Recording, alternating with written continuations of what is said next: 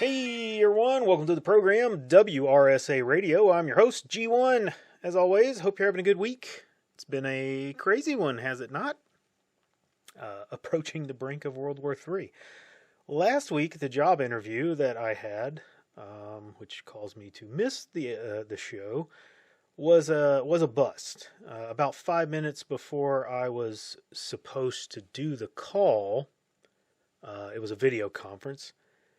The guy sends me a cancellation, and then he never rescheduled. So I assume that the job got filled by someone else, and they just didn't have the decency to contact me and tell me that. And this is the second time that I've had something like that happen. A couple of weeks back, I went to an interview, and it was fantastic. It was very promising. Everything went well. The guy told me that I would hear from him, and I left there thinking that, okay, this sounds like I'm going to get an offer here. And then silence. And I emailed him a couple times and he hasn't responded. So we move on. But man, I can't tell you how terrible this job market is right now. If you're not in it, you just don't know it. But it's a kick in the balls if you're going through it with me. Anyway, enough on my issues. Let's get to the bigger issues. Because if the guy who just lost his big job has anything to say about it, none of us are going to have to worry about first world problems anymore. Because the West keeps striding towards nuclear confrontation with a very serious Russia. And that's the big news of the week. But we'll tie this back into this transition of power with the Trump administration later, so don't think I've forgotten about that news. Yesterday we learned that Russia, in response to the escalation and direct provocation of Ukraine and NATO, launched a intermediate range missile attack on a factory in eastern Ukraine. This attack was the first use of a new weapon for the Russians, which is a modified ICBM that contains a hypersonic warhead, or really a cluster of hypersonic warheads. There were other weapons involved, apparently cruise missiles and a Kinzhal, which is another hypersonic weapon. But anyway, it appears from the video that has been circulating around that 5 different clusters of weapons hit the target, and possibly as many as 30 different warheads. Was very difficult to count in that video that I saw. I just did kind of a quick estimate there as I watched it. It was very interesting, very impressive. I've never seen anything like that on film before.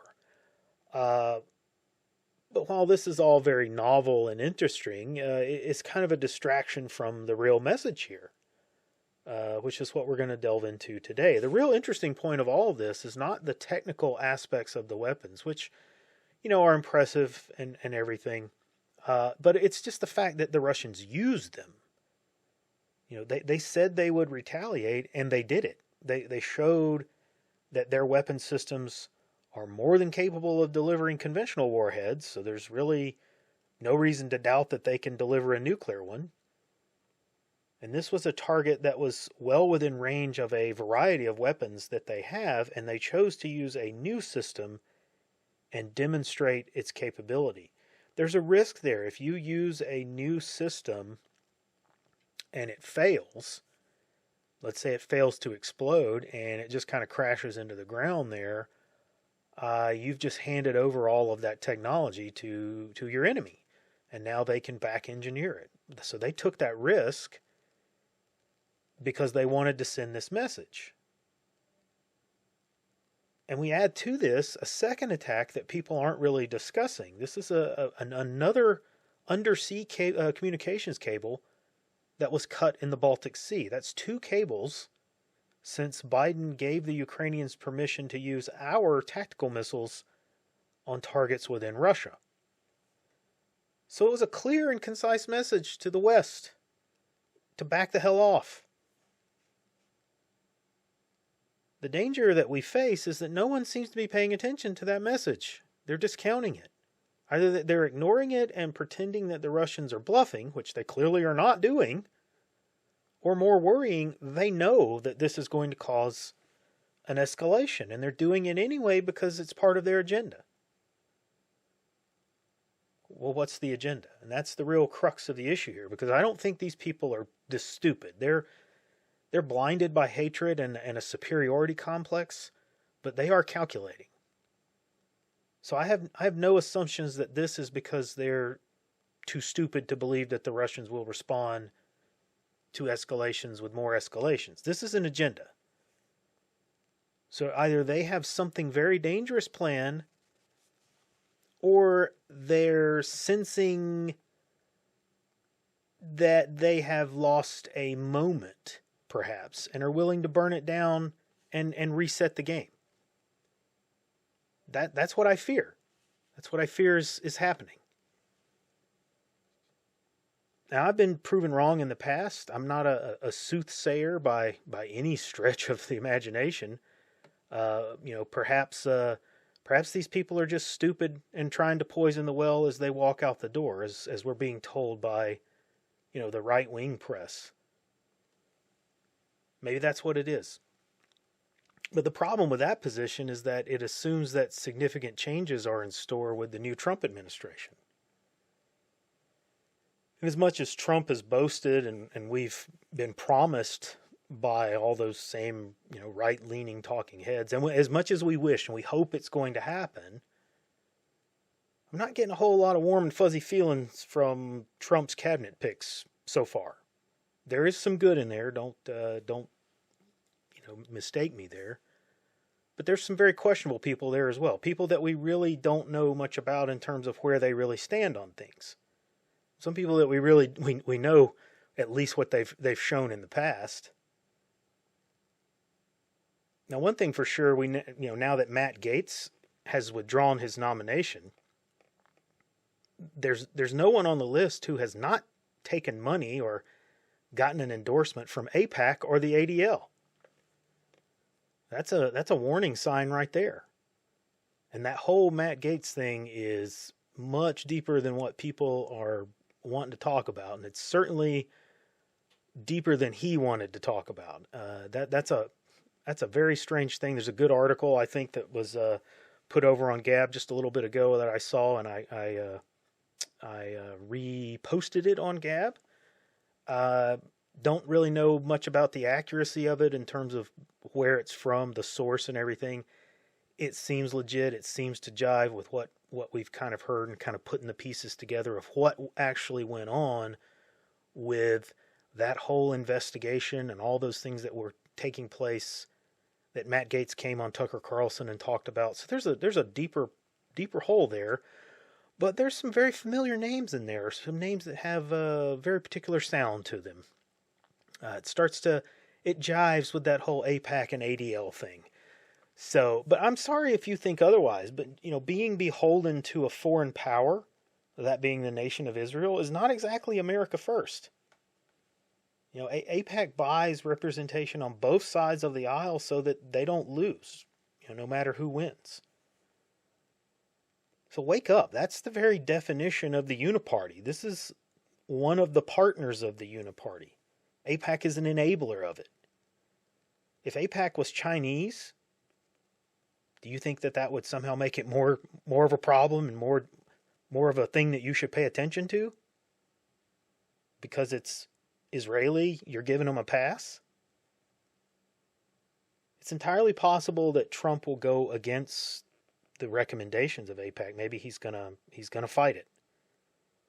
But it's beginning to look a lot like Trump won because he was willing to toe the uniparty line, at least in some respects, in regards to Israel. Perhaps it boils down to a handful of things like turning a blind eye to what is happening in Gaza, or perhaps it's denouncing the ICC warrant for Benjamin Netanyahu that was put out yesterday.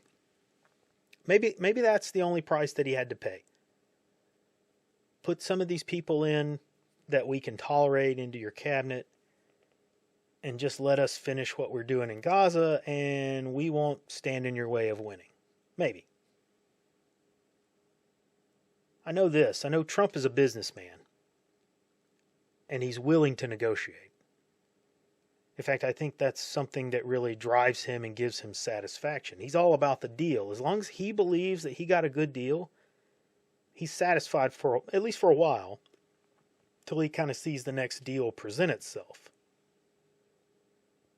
Now, I've spoken before on this show about people in business because it's something I had an insight into. I was at my last company, just because of my position, I was able to kind of see into the heights of leadership and the decision making that they did. What drove the leadership, or really what rather informed them. And even though I didn't get to see all of the decisions, obviously I wasn't that privy to information, I saw enough to know that they are very often, in fact it's almost always, making the decision with less than complete information. They're making the best decision that they can make with what they have in front of them. And they're making the decision with information that is provided to them by someone else. If that person is good at their job and has good intentions, if they're honest, then the information is presented in an honest fashion, and the leadership is informed, at least as informed as they could be. But if that person has an agenda, even one that they think is the best course of action, more often than not, that information is presented in such a way that it creates a positive outcome, or as positive an outcome as possible for the person presenting the information. And many times they do have enough information, and no matter how it's presented to them, they still have to make a bad decision. No matter how you look at something bad is going to happen, no matter what decision you make. And your job there, you're presented with this choice to make, is just choose the one that's not as bad. Now, knowing all that, knowing the people that are being put into place, I'm wavering right now as to what position Trump is in. I suspect that he was given crafted information in some of these cases, in some of these choices, these people. And I suspect that overall, he's had to make the least bad decision that he could make. We have to wait and see where this road is going to take us to know more, which is unfortunate, but it is the way it is. Perhaps he was given these courses of action, and he has to choose the one that got him into office, because that's the only way that he can really get things done. So he had to take that route. He made that calculated decision. Well, I got to do this for now to get into office, because I can't have any effect. I can't do anything if I'm not sitting in that seat. So once he's behind that desk, he can make changes. He can drive people to quit, for example. He's certainly done that in the past. He takes a lot of flack, a lot of heat for putting people into his cabinet who were less than ideal. Well, many of those people didn't stick around very long. They left. So we shall see. Now, for the record, I think it's way too early to get really completely black-pilled on this whole thing and just immediately throw your hands up in the air and say, Trump's not doing exactly what I want him to do, so he's controlled opposition. He hasn't learned. He just keeps doing the same thing. Okay, that's just stupid, okay? It's not accurate. You don't know that for sure. Maybe you got a gut feeling. That's fine, but I just think it's a bunch of people who are not going to be happy ever. Regardless of the outcome of anything, they're going to bitch and moan about it. The only reason we see them in our circles is because they happen to be right-wing or conservative or whatever. There's just as many black pillars on the left who are right now screaming for them to go hard communist and telling everyone it's never really been tried. So dismiss these people on our side, at least in their suggestions. There's entertainment value there, and there is a voice that, sure, we want to take some counsel in, but it's an annoying voice. It's like our collective self-doubt. It's that nagging voice in your head telling you that you can't do something, telling you that you're always going to fail, and warning that you don't want to even try something because it's not going to work. It's like Mickey and Rocky. You can't win, Rock. Now we need that voice because it's a motivator. If only so that when we do it, when we accomplish whatever it is that the voice is telling us is not going to work, that we can point to them and tell you, see, I told you so. Now, I think we have a long road ahead of us, and we just got to break that road down into short sprints so that it's easier to process. We were never going to right the ship in a single bold stroke. Okay, remember that whole we can't vote our way out of this? That's true. Okay, electing Trump is a first step on that very long road. And this road may go well on after his 4 years in office. But the short-term goal here has to be to make real achievable outcomes that will set the stage for future operations and achievements. Think of election day as a D-Day type operation. It's just the foothold. We got a foothold. We still have a lot of winning to do, and there's going to be setbacks, and there's going to be losses along the way. So press F for those that we're going to lose in the future and lose along the path. It's going to happen. It's just inevitable. Now that is all I have time for today. Likely will not be an episode next week due to the holidays, so I will go ahead and wish you all a happy Thanksgiving now and tell you to really give proper thanks when you sit down with your friends and families for a meal next week. Thank the Lord that you can spend the time with those friends and family, and thank the Lord for giving us these enemies so that we can go and fight them. Anyway, like and subscribe. Come see us over on Gab, Nice Crew, and the Cold Fury blog, and I will see you on the next episode.